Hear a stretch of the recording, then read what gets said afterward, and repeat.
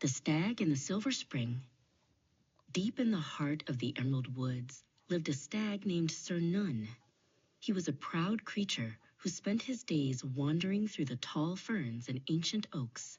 Sir Nun loved the forest, but mostly he loved the way he looked as he moved through the dappled sunlight. One warm afternoon, Sir Nun felt a great thirst. He traveled to the Silver Spring, a hidden pool where the water was so still and clear it looked like a polished mirror. He knelt down on the soft moss, ready to take a long, cool drink.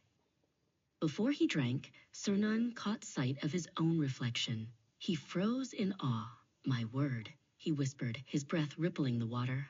"Look at my magnificent antlers. They are like a crown of golden wood, branching out with such grace and power.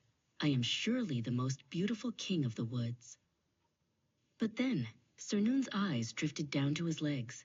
His ears dropped, and he let out a disappointed sigh. "Oh, but look at these legs," he grumbled. "They are so thin and spindly. They look like fragile little sticks. How unfair that such a glorious crown is supported by such ugly, plain feet." While Sir Nun was busy fretting over his appearance, a pair of sharp yellow eyes watched him from the shadows. Onyx the Panther was prowling the woods, and he had spotted the distracted stag. Onyx moved silently, his sleek black fur blending into the darkness of the bushes. Suddenly, Onyx leaped from the brush with a fierce roar.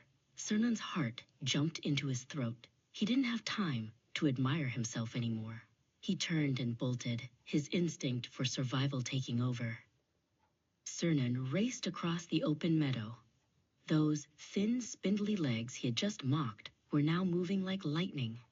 They were strong and nimble, pushing him forward with incredible speed. Onyx chased after him, but the stag's quick legs were keeping him well ahead of the panther's claws. In his panic, Sir Nun decided to dive into a dense grove of trees to hide. But as he crashed through the entrance, a terrible thing happened. Snap! His wide, branching antlers, the crown he loved so much, got tangled in a web of low-hanging branches and thick vines. Sir Nun pulled and tugged, but the more he struggled, the more his magnificent antlers held him fast. He could hear the soft, rhythmic patting of Onyx the Panther getting closer and closer. His beautiful crown had become a deadly trap.